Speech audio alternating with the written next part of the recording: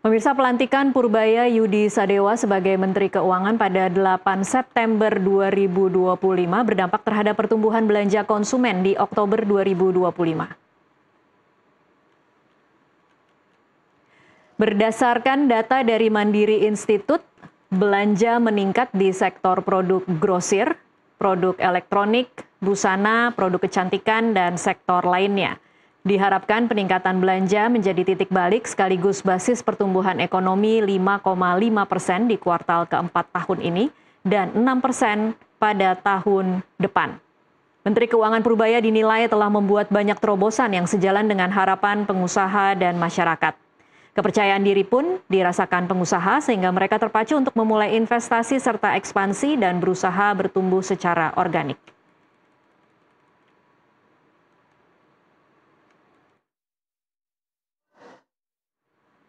Bagaimana analisis lengkapnya? Apa saja kendala sekaligus solusi untuk mencapai pertumbuhan ekonomi 5% di akhir tahun ini dan 6% di tahun 2026? Kita akan bahas bersama narasumber yang sudah tersambung melalui Zoom. Ada Ketua Bidang Kebijakan Publik Asosiasi Pengusaha Indonesia Apindo Sutrisno Iwantono dan juga analis ekonomi Yanuar Rizky. Selamat sore Pak Sutrisno dan selamat sore Mas Yanuar. Selamat sore. Ya. Iya, saya ke Pak Sutrisno terlebih dahulu. Pak Sutrisno, jadi kalau Anda sendiri analisanya benar ya bahwa di bulan Oktober ini memang belanja konsumen itu naik? Atau ini jangan-jangan hanya rebound sementara, Pak Sutrisno? Ya, kalau kami sih mempercayai itu ada kenaikan belanja karena memang kebijakan Menteri Keuangan yang baru Pak Purbaya ini kan intinya mendongkrak demand ya, dana-dana yang tidak produktif yang ditaruh di kantong-kantong tertentu itu berusaha untuk disalurkan ya ke masyarakat. Tentu ini akan menciptakan demand, menciptakan tambahan permintaan karena dampak dari uang yang beredar ya. Dan dari sisi konsumen saya kira tidak ada keraguan kita tentang itu ya. Cuman ini harus diwaspadai juga ya, jangan sampai permintaan ini kemudian hanya wujudnya permintaan. Sebab permintaan yang tinggi tetapi tidak direspon dengan produktivitas, itu yang nanti yang terjadi adalah inflasi. Ya. Jadi kalau uang banyak beredar tapi produksinya stagnan, itu terjadi inflasi. Oleh karena itu kebijakan yang menurut saya sudah bagus, positif ini harus didorong juga dengan sisi supply. Bagaimana agar produktivitas dari sektor usaha itu bisa meningkat ya, dari sisi moneter oke, fiskal oke. Nah, dari sisi sektor real ini yang harus didorong. Jangan sampai nanti permintaan banyak tapi produksinya lambat. Ya, itu tentu akan terjadi stagnasi yang cukup signifikan ya. Karena itu kebijakan yang lebih mengarah kepada relaksasi di sektor real, di sektor regulasi, kebijakan dan sebagainya itu perlu dilakukan supaya sifatnya yang relaksasi moneter maupun fiskal ini tidak menimbulkan justru stagnasi lagi gitu. Oleh karena itu kita minta agar kebijakan di pemerintahan terutama di kementerian lembaga yang mengurusi sektor real ya, di perindustrian, perdagangan dan kementerian-kementerian lain ini harus bisa mengikuti ya, agar tidak menimbulkan hambatan di sisi sebelahnya begitu. Ini saya kira seperti itu ya. Oke, baik. Saya pindah dulu ke Mas Yanuar. Mas Yanuar, kalau Anda sendiri mengamatinya apa yang terjadi di bulan Oktober kemarin, kalau kemudian kita memang melihat angka daya beli masyarakat memang naik, kalau Anda sendiri, apakah ini kemudian memang valid disebut sebagai efek Purbaya? Kalau saya melihatnya sih sebetulnya kalau dilihat dari data long term-nya ya, ini sebetulnya alamiah aja. Jadi kalau kita lihat long term-nya, kalau year to years, jadi artinya Oktober 2025 dibandingkan dengan Oktober 2024, itu kira-kira kan dari yang tadi disebutkan naiknya di angka sekitar 5%-an. Nah, sementara kalau dari garis tren jangka panjangnya itu ada di 6%-an. Jadi sebetulnya walaupun kelihatan tumbuh, terjadi pemulihan akibat tekanan penurunan konsumsi rumah tangga terutama di Maret, yang terjadi di Maret dan di Idul Fitri, tapi sebetulnya kalau dilihat dari year on year, angkanya sebetulnya masih di bawah angka normalnya 6%, tapi mulai tumbuh ke angka 5%-an. Jadi sebetulnya posisi alamiah tadi dikatakan oleh Pak Iwantono, sebetulnya kan kalau kita hitung juga dengan inflasinya, misalnya saja ya, kita lihat misalnya ketika US dollar index 97 di tahun 2022, itu rupiah adanya di 15.100. Nah, sekarang di angka indeks US dollar index di 97, rupiahnya ada di 16.600. Jadi sebetulnya itu kan kalau dari sisi sudut harganya itu terjadi inflasi, terutama untuk barang-barang yang datangnya dari barang-barang impor. Nah, tadi kan Pak Iwantono juga mengatakan dari sisi produksinya. Nah, kalau dari sisi produksi kan sebetulnya sinyalnya dengan sekarang masih terjadi PHK, ada PHK massal di Michelin dan sebagainya. Itu kan sebetulnya menunjukkan ada masalah di sisi pendapatannya. Nah, sekarang kita lihat data lain soal daya beli gitu ya. Nah, kalau kita lihat misalnya kelas menengah, menengah yang tengah. Kalau kita lihat dari data asosiasi kartu kredit di bulan sampai dengan bulan Juli ya, itu memang terjadi pertumbuhan nilai transaksi yang jumlahnya hampir-hampir sama 5%. Jadi sebetulnya boleh dibilang bahwa masyarakat tetap mengkonsumsi dan membiayai kenaikan itu dengan menambah kartu kredit. Tapi yang harus dilihat angka NPL-nya. Jadi angka NPL itu orang membayar kartu kredit untuk membayar pokoknya, ada beberapa yang untuk membayar pokoknya saja sudah tidak dipenuhi. Nah, di angka yang sama di bulan Juli tahun 2024, itu NPL-nya di 1,7%-an. Nah, sekarang di bulan Juli 2025 data asosiasi kartu kredit, angka NPL di Juli 2025 itu di 2,4. Jadi kan itu peningkatan yang cukup luar biasa. Jadi artinya bahwa masyarakat tetap belanja karena mungkin ada kebutuhan yang sifatnya alamiah, dia coba tanggulangi dengan kartu kredit, tapi kemampuan bayarnya sebetulnya menurun dibandingkan tahun lalu. Jadi kalau kita lihat kemampuan daya belinya sebenarnya menurun. Nah, terus kita lihat dari data clearing di Bank Indonesia terkait dengan inflow outflow dari bank. Jadi uang yang keluar ditarik dari bank dan uang yang kemudian masuk dari bank. Nah, angkanya secara agregat sampai dengan bulan September 2025 sampai dengan Oktober 2020, belum Oktober ya, ini Oktober belum keluar, jadi sampai September 2025 angkanya masih negatif. Jadi artinya fenomena makan tabungan juga masih terjadi. Dari dua gambaran itu, artinya sebetulnya masyarakat tetap menambah konsumsi, mungkin akibat dampak kenaikan harga, nah yang sekitar 5%-an, tapi dia menempuhnya dengan berhutang, dilihat dari indikator kartu kredit, itu pun sudah ada indikasi NPL-nya naik, dan juga dari tabungannya. Nah, jadi menurut saya bahwa kalau dikatakan, saya paham gitu ya, bahwa untuk meningkatkan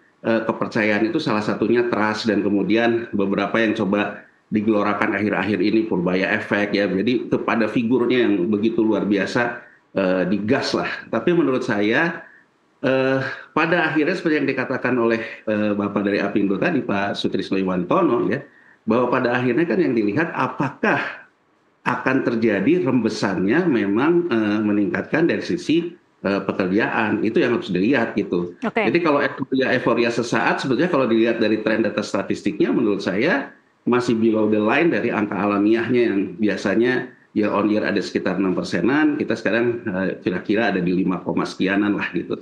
Baik. Jadi dan tekanan daya beli masih terlihat tampak ya gitu. Masih terlihat tampak. Oke, baik. Mas Yanuar, mari kita kemudian mencoba membahas apa yang sudah dilakukan Purbaya dalam 2 bulan ini yang kemudian memang menimbulkan efek yang cukup mengejutkan begitu, karena ada beberapa kebijakan yang dianggap kontroversi termasuk mengguyur Himbara 200 triliun, memberantas mafia impor baju bekas, kemudian memecat 26 pegawai pajak. Apakah memang itu semua menurut Anda tidak ada efeknya sama sekali untuk Oktober, atau memang ini efeknya harus kita lihat dalam jangka panjang, Mas Yanuar? Gini Mbak, kalau untuk kelompok ya yang masih punya tabungan, ya kelompok yang masih bisa punya ruang untuk daya belinya, ya boleh dibilang kelompok kelas menengah yang masih punya cadangan devisa pribadi lah, jadi artinya masih punya cadangan untuk mengatasi hidupnya. Memang terjadi yang namanya kekecewaan terhadap struktur birokrasi. Nah, jadi kalau dilihat dari sisi orang yang rasanya, jadi artinya itu yang tersentuh tuh bahwa rasa saya nih ekonomi tidak baik-baik saja itu kenapa? Oh, karena birokratnya buruk. Oh, karena terjadi konflik kepentingan. Oh, terjadi segala macam. Nah, Purbaya menurut saya dalam 2 bulan ini masuk ke dalam isu itu.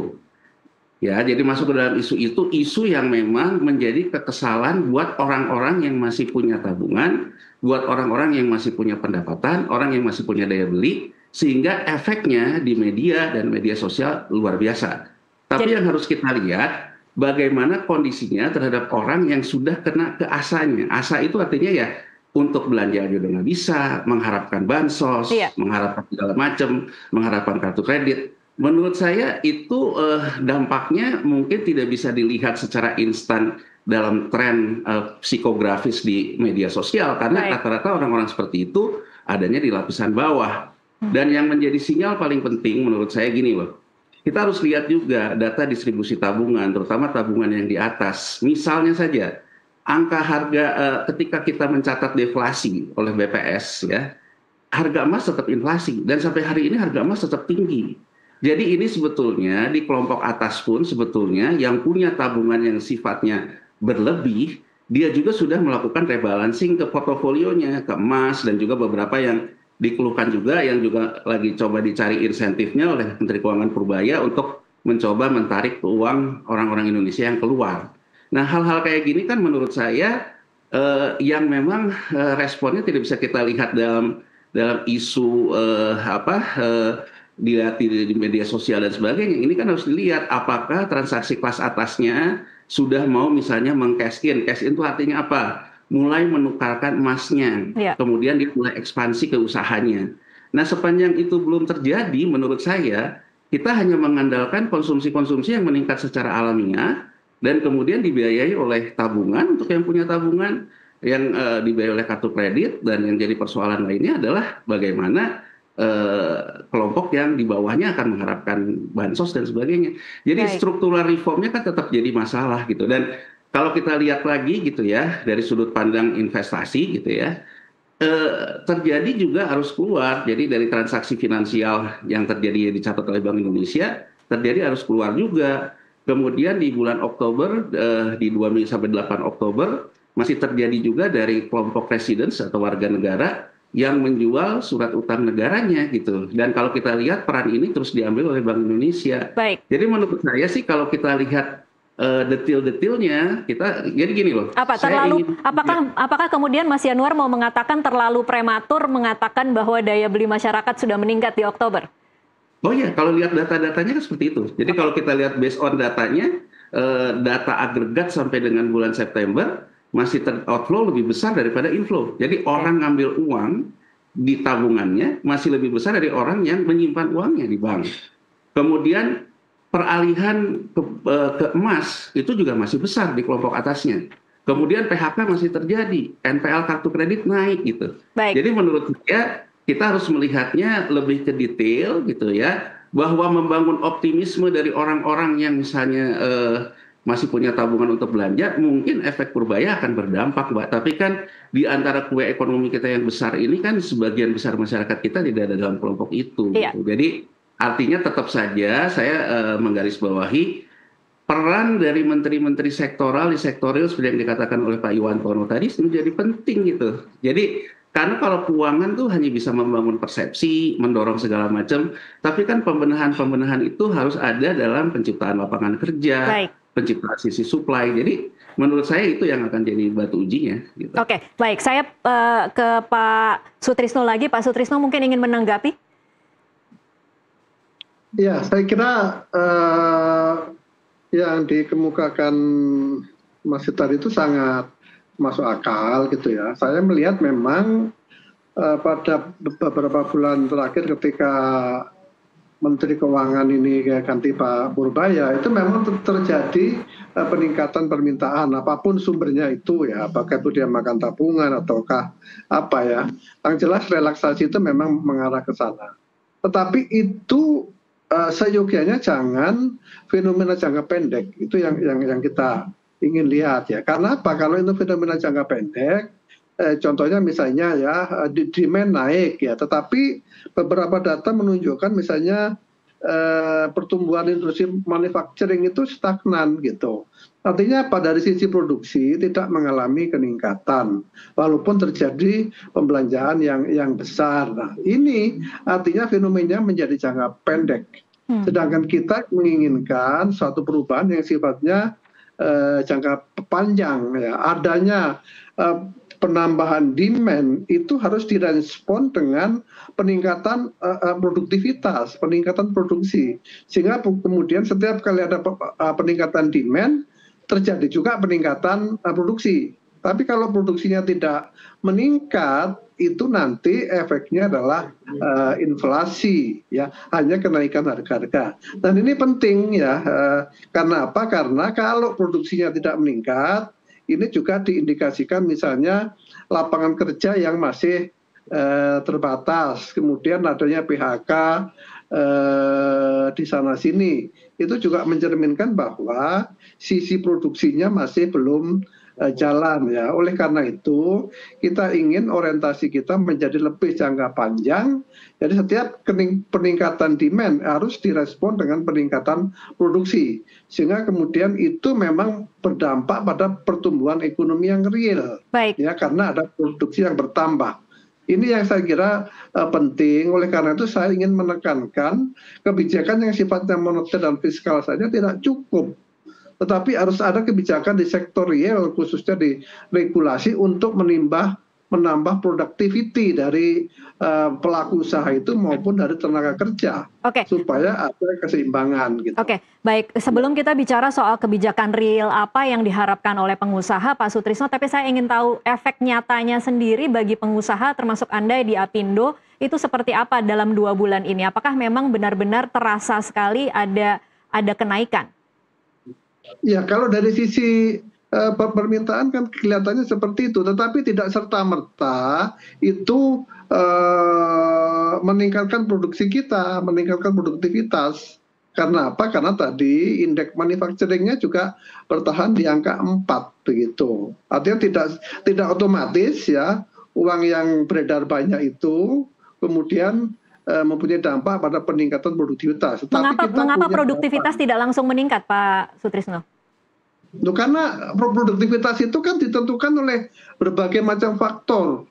Ya, kalau misalnya uangnya banyak pun, ya kalau regulasinya begitu ketat, ya pajaknya sulit, perizinannya juga mengikat, koordinasi antar lembaga itu seret, antar pusat dan daerah itu lambat, kita juga tidak bisa melakukan investasi yang kemudian besar-besaran karena terdampak atau terbelenggu oleh aturan-aturan gitu loh. Oke, aturan mana Pak Sutrisno mungkin bisa dikasih contoh aturan mana yang dirasa membelenggu dan kemudian memang pengusaha berharap ada kelonggaran? Ya misalnya OSS ya, itu masih ada tarik-menarik antara pusat dan daerah. Ya, kemudian misalnya untuk regulasi, ya, regulasi itu sekarang karena kementeriannya begitu banyak, masing-masing berusaha mengeluarkan kebijakan itu ujungnya adalah regulasi, dan regulasi itu kan semakin banyak regulasi semakin menghambat kita untuk bekerja kan. Ini kan macam-macam regulasi muncul. Lihat aja tiap kementerian ya, semuanya bikin, ada lingkungan, ada tenaga kerjaan, ada di industri, ada di macam-macam lah ya, di tenaga kerja dan sebagainya. Itu semua muncul regulasi. Dan setiap regulasi itu pasti ada cost ya. Perusahaan misalnya di hotel, di restoran, itu sertifikasinya semakin banyak sekarang. Orang disertifikasi itu kan biaya. Dan itu kan waktu yang dibutuhkan untuk itu. Jadi intinya bahwa kebijakan yang sifatnya relaksasi semacam Pak Purbaya itu harus diikuti dengan relaksasi juga di sektor real gitu. Itu yang ingin kita tekankan ya, supaya kemudian memang itu menjadi aktual ya, betul-betul efeknya itu jangka panjang, bukan hanya sebulan 2 bulan nih gitu. Oke, saya kembali lagi ke Mas Yanuar. Mas Yanuar, tadi Anda juga sudah mengatakan ada peran menteri-menteri sektoral yang kemudian jadi penting. Ini kalau mungkin bisa disebut langsung namanya, kementerian apa dan kebijakan apa yang harus dibenahi, Mas Yanuar? Ya, pertama kalau kita bicara stagnannya sektor manufaktur kita, ya stagnan di angka 4. Jadi sebetulnya antara saya dengan Pak Iwantono tidak ada perbedaan sih. Jadi artinya kan bahwa sekarang daya beli meningkat, produksinya stagnan, maka akan timbul inflasi gitu ya. Dan apalagi kalau dibiayai oleh makan tabungan dan juga kredit. Nah sekarang artinya kan bahwa kalau kita lihat dengan konsumsi yang misalnya sudah mulai ke arah baseline normalnya, yang biasanya tumbuh tahunan 6%, katakan aja sekarang udah mulai mau ke arah 6% lagi ke angka alamiahnya.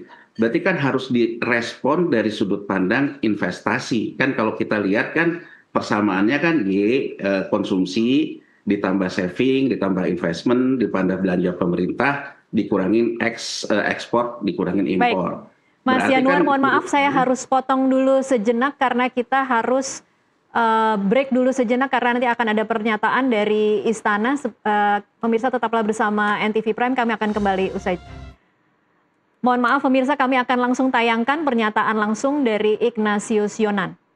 Peran serta beliau yang sangat bagus dan aktif di diplomasi luar negeri, juga di pengembangan BUMN dan partisipasi BUMN untuk bangsa dan negara yang lebih banyak, juga program-program yang sifatnya itu kerakyatan. Jadi seperti ya keberpihakan kepada keadilan sosial kalau menurut saya ya. Itu misalnya MBG, ada Kopdes Merah Putih, lalu sekolah rakyat ya, yang multiplier efek ekonominya menurut saya secara perlahan mungkin akan tumbuh. Ya memang kalau diminta sempurna dari awal mungkin tidak mungkin, tapi kan ini perbaikannya pelan-pelan gitu ya, mestinya jalan sih selama ini gitu. Jadi diskusinya itu aja sih, nggak ada yang lain. Enggak. Mungkin Bapak menyampaikan pendapat Bapak Pak soal USBA?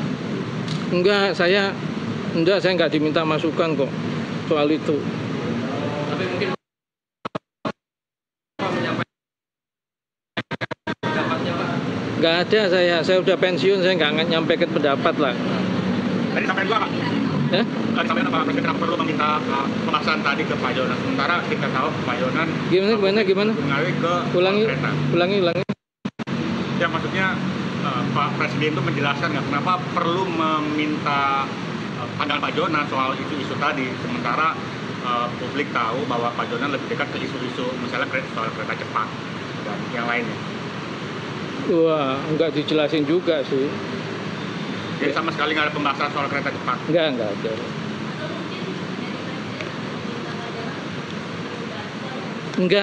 Enggak. Ya diskusi aja kok. Diskusi aja. Tapi ada soal kereta cepat diskusi? Saya kira kalau, saya nggak tahu ya, kalau soal WUS sih beliau nggak tanya ke saya pandangannya apa segala, enggak. Tapi ada yang Bapak sampaikan? Ya nggak ada sama sekali itu Pak. Saya pikir sih mestinya beliau kan pasti punya kebijakan sendiri ya mengenai ini kan ya kan WUS-nya sendiri kalau secara operasional bagus. Kalau yang lain-lain ya mungkin tanya beliau sendiri deh. Gitu tadi ya misalnya soal pengelolaannya bagaimana, hutangnya bagaimana, mungkin boleh tanya sendiri sih karena tadi nggak dibahas.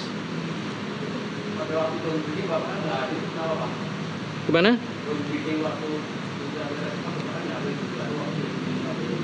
Udah lupa saya tahun berapa itu.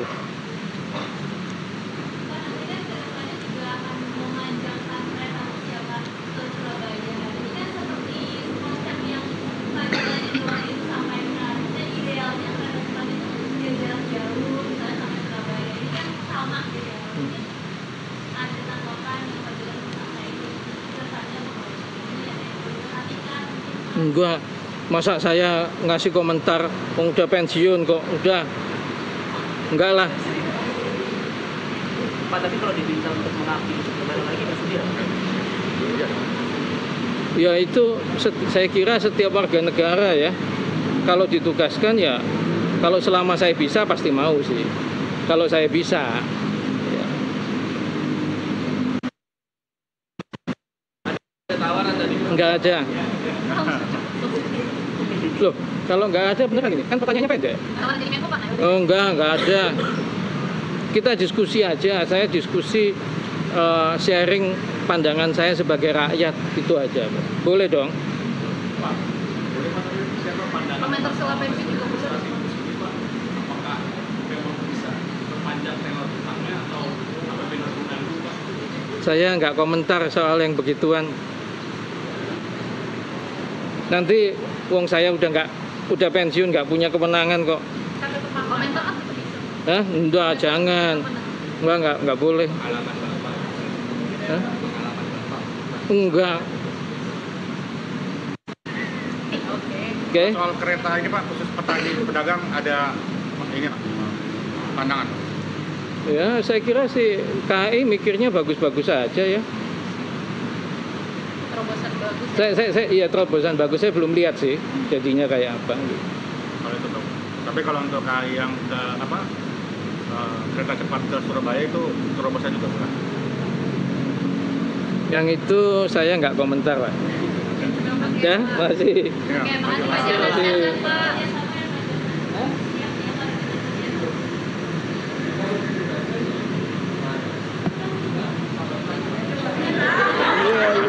Jangan cabut dulu. Loh, bukan. Iya Pak, penting itu Ya Pak. kalau sebagai warga negara, kalau diminta untuk bekerja untuk negara ya mestinya siap kalau mampu. Ya. Kalau saya mampu sih ya. Itu aja sih. Tapi tadi Merasa capable apa Pak? nggak tahu. Ya tergantung yang ngasih tugas. Tapi ada tawaran Pak? Nggak ada. Nggak ada tawaran. Ini cuma diskusi. Enggak.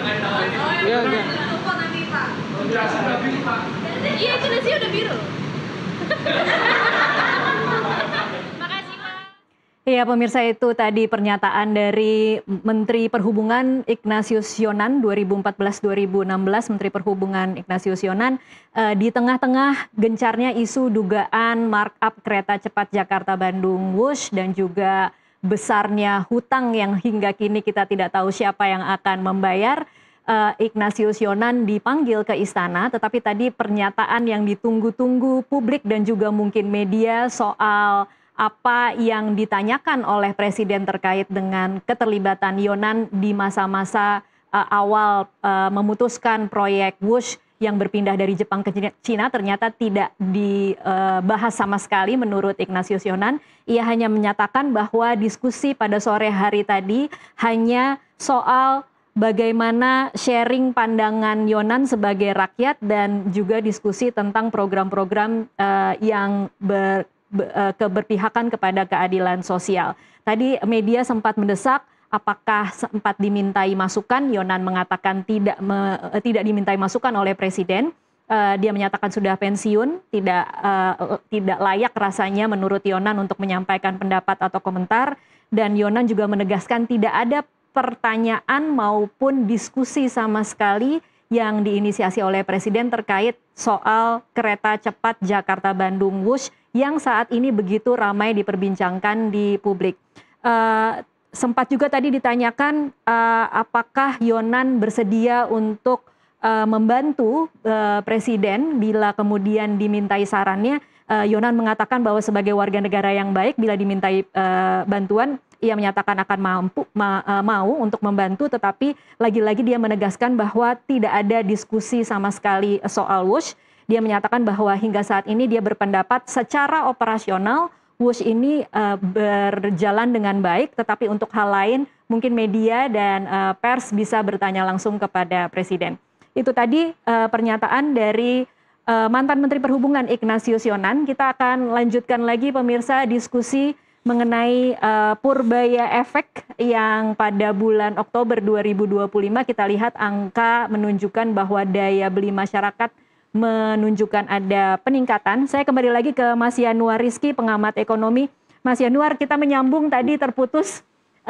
Kita membahas soal apa saja yang harus dilakukan dan menteri-menteri sektoral mana saja yang kemudian harus menindaklanjuti angka yang kita lihat di bulan Oktober ini. Ya, pertama kalau kita lihat ya Mbak, jadi artinya gini loh. Sekarang kan kalau kita lihat relaksasi yang bisa dilakukan oleh Menteri Keuangan, kebijakannya kan terkait dengan fiskal ya. Iya. Fiskal itu kan arenanya ada di kebijakan dia tentang perpajakan, kebijakan dia tentang cukai, kebijakan dia tentang belanja kementerian lembaga, belanja daerah, dan juga mungkin kebijakan dia dengan pendapatan negara bukan pajak. Ya. Nah sekarang kan sebetulnya kalau kita bicara misalnya dari sisi pengusaha, yang namanya biaya pajak gitu ya, kemudian biaya PNBP, biaya cukai, itu kan akan masuk ke dalam eksponen dari yang mengurangi laba operasionalnya. Sementara di laba operasionalnya sendiri, mereka juga mengalami yang namanya biaya keuangan, biaya modal, biaya tenaga kerja, dan sebagainya. Nah sekarang kalau misalnya Menteri Keuangan ingin merelaksasi di luar operasional, yang operasionalnya kan bukan di dia, terkait dengan kebijakan-kebijakan sektoral. Nah saya mungkin ingin menyoroti apa yang dikatakan oleh Pak Jonan tadi gitu ya. Jadi menurut Pak Jonan kan intinya kalau saya tangkap dari Pak Jonan, bahwa sektorilnya harus juga memiliki respon yang sifatnya, tadi kalau saya dengar sepintas dari Pak Jonan ditanyakan oleh Presiden tentang kebijakan-kebijakan yang punya dimensi keadilan sosial. Nah kalau saya lihat arah dari Presiden Prabowo ini, dia menginginkan sebetulnya transaksi antar kelas dengan istilahnya serakanomics dan segala macam, yang juga kemudian diamplify oleh Menteri Keuangan Purbaya, dengan dia juga di tone-nya yang sama dengan Presiden seperti itu. Nah yang Presiden inginkan itu kan sebetulnya orang-orang yang mendapatkan keuntungan besar selama ini mulai berinvestasikan keuntungannya itu ke dalam sistem perekonomian. Nah ada macam-macam yang dilakukan lewat Patriot Bond, lewat segala macam. Tapi sinyal yang tampak seolah-olah Indonesia ini di mata investor ingin menerapkan ekonomi komando. Jadi artinya orang itu cenderung sedikit dipaksa gitu. Jadi kalau bahasa pasarnya misalnya soal Patriot Bond, ini Patriot Bond atau nodong bond gitu ya. Jadi artinya kan ada peristiwa seperti itu juga yang ditangkap. Kemudian ketika ingin merubah yang tadinya mekanisme pasar di beras tentang penggilingan swasta, itu juga dihajar dengan isu serakanomics. Kemudian SPBU swasta dihajar. Nah kan ada kesan bahwa seolah-olah investasinya itu menjadi tidak friendly untuk sistem devisa bebas. Nah itu kan sebetulnya agak sedikit juga membuat kekhawatiran dari sudut pandang investasi. Nah kemudian karena ada kesulitan membangun persepsi seperti itu, Presiden menginginkan sebetulnya antar warga negara melakukan transaksi antar kelas. Nah ini kan gampang-gampang susah gitu ya. Jadi kalau menurut saya, kalau misalnya dikatakan saja, misalnya saja kelompok atas yang dianggap oleh Presiden sudah menikmati keuntungan agregat di masa lalu. Dia sekarang misalnya ke safe haven, ke emas dan sebagainya. Mereka menukarkan emasnya di cash in. Menteri Keuangan bisa saja mengeluarkan insentif pajak. Misalnya kalau dia melakukan cash in, diinvestasikan ke sektor real, kemudian akan dapat insentif pemotongan pajak. Itu kan bisa dilakukan. Tapi kan kalau juga kemudian ke sektor real, dia akan tanya sektor realnya itu sektor real mana. Begitu sektor real mana, seperti dikatakan oleh Pak Iwantono tadi, ternyata ada tagihan daerah lagi, ternyata ada ongkos ormas, ada segala macam. Jadi kan ini kompleks. Jadi kalau memang mau dilakukan itu menurut saya nggak usah banyak wacana ya. Jadi artinya penegakan hukum aja. Jadi kalau memang itu salah secara hukum, tindak saja. Birokrasi yang salah, tindak saja. Sehingga artinya bahwa sinyal yang jelas tentang pemberantasan korupsinya itu dilakukan, penegakan hukum dilakukan. Kalau ada kepastian hukum, menurut saya siapapun juga akan melakukan yang namanya transaksi di depan kurva. Jadi jangan sampai gini loh Mbak, ngelihat globalnya tidak pasti, ngelihat di tanah akhirnya juga kepastian hukumnya tidak pasti, orang akhirnya yang punya uang ramai-ramai nyimpan uangnya di emas atau juga nyimpan di luar negeri. Nah kan persepsi ini harus dirubah, bahwa orang harus percaya bahwa di depan kurva kepastian hukum itu terjadi gitu loh. Nah ini menurut saya kan adanya ini di ranahnya ada di aparat penegak hukum. Nah kalau tadi pertanyaan dari NTV, menteri mana ya? Menurut saya dua yang paling berperan. Pertama, Menteri Pertanian menurut saya harus segera melakukan yang namanya transformasi sektor pertanian. Jadi bukan hanya bicara swasembada beras, tapi transformasi. Karena kan sekarang kalau kita lihat datanya, begitu terjadi PHK di sektor formal, larinya ke sektor informal, yang menyerap banyak itu adalah di pertanian. Dan kalau kita lihat di BPS, paling besar itu setelah di PHK di sektor formal, bekerja membantu keluarga, artinya membantu mboknya, di bapaknya di kampung, di sawah kali kan.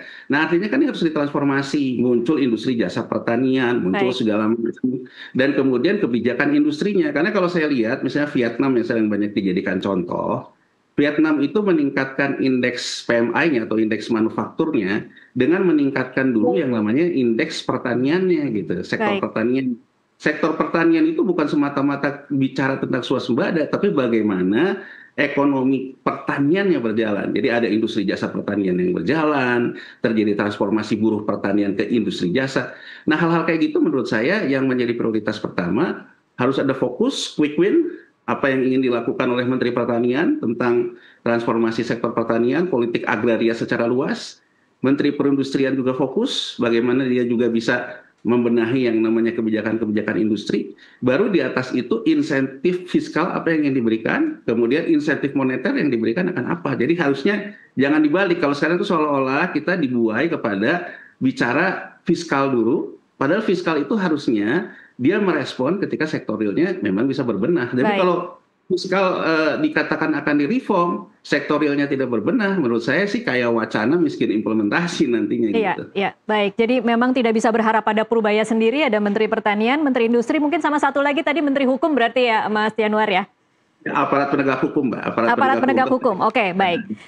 Terakhir saya ke Pak Sutrisno. Pak Sutrisno, mungkin di luar tadi kalau Mas Januar meng-highlight bahwa tidak usah banyak wacana, yang penting kepastian hukum. Mungkin apa lagi yang Anda bisa rekomendasikan agar kemudian kenaikan yang kita saksikan di Oktober 2025 ini memang bisa sustain dan juga akan ada reaksi dari kementerian-kementerian lain yang kemudian bisa membuat pengusaha-pengusaha ini bisa melakukan ekspansi dan investasi. Ya itu tadi, jadi kalau ada relaksasi dari sisi keuangan, ya itu jangan hanya berputar di kegiatan konsumsi, itu yang penting ya. Harus itu juga berputar di kegiatan produksi. Betapapun konsumsinya naik, kalau produksinya tidak bergerak itu juga sulit ya. Karena itu bansos misalnya ya itu jangan semata-mata hanya diberikan ke konsumsi, tetapi juga harus punya dampak kepada produksi. Ya kalau itu tidak terjadi maka pasti ekonominya akan stagnan ya. Dan produksi itu macam-macam variabelnya ya. Biaya produksi itu misalnya listrik, kalau listriknya masih mahal, yang diperlukan lagi masalah gas ya, gas juga masih mahal. Kemudian sekarang ada juga kesulitan tata ruang ya, kemudian ada lagi berbagai macam larangan ini larangan itu ya, rokok misalnya, kemudian juga adanya rokok-rokok yang ilegal ya, itu menyebabkan beberapa pabrik rokok menjadi kesulitan untuk beroperasi dan itu mengarah kepada kebangkrutan gitu. Nah, yang berikutnya tentu saya sependapat dari sisi hukum ya, bagaimanapun juga orang berinvestasi itu kan memerlukan kenyamanan dan kepastian hukum. Jangan ketika dia sudah masuk kemudian di sana dia semacam dijerat gitu ya. Seringkali banyak teman-teman lawyer itu yang tidak mau ketika dia harus litigasi gitu. Karena litigasi itu berhadapan dengan penegak hukum yang bukan keahlian hukum yang diperlukan, tetapi ada faktor di luar keahlian untuk menyelesaikan masalah. Ini masalah semacam itu menyebabkan orang tidak terangsang untuk berinvestasi ya. Mereka masih berhitung terus apakah memang ini nantinya nyaman atau tidak ya. Kemudian koordinasi antar instansi, antar kementerian dan kelembagaan sering masih tumpang tindih ya, terutama karena sekarang banyaknya menteri ya, kemudian ada lagi wamen-wamen yang seringkali pelaku saya itu juga merasakan antara menteri dan wamennya bisa jadi tidak sejalan gitu. Yang antara kementerian dan satu dengan yang lain juga tidak ada koordinasi yang baik gitu ya. Baik. Sehingga kita semua akhirnya menunda artinya menunggu sampai sesuatu itu betul-betul meyakinkan kita untuk bisa dijalankan ya. Seperti itu sebenarnya. Baik, terima kasih Pak Sutrisno Iwantono, Ketua Bidang Kebijakan Publik Apindo, dan sebelumnya Mas Yanuar Rizky, pengamat ekonomi, untuk waktunya bersama kami di NTV Prime. Sama-sama, Mbak. NTV Prime, usai jeda kami masih akan kembali dengan sejumlah informasi lain.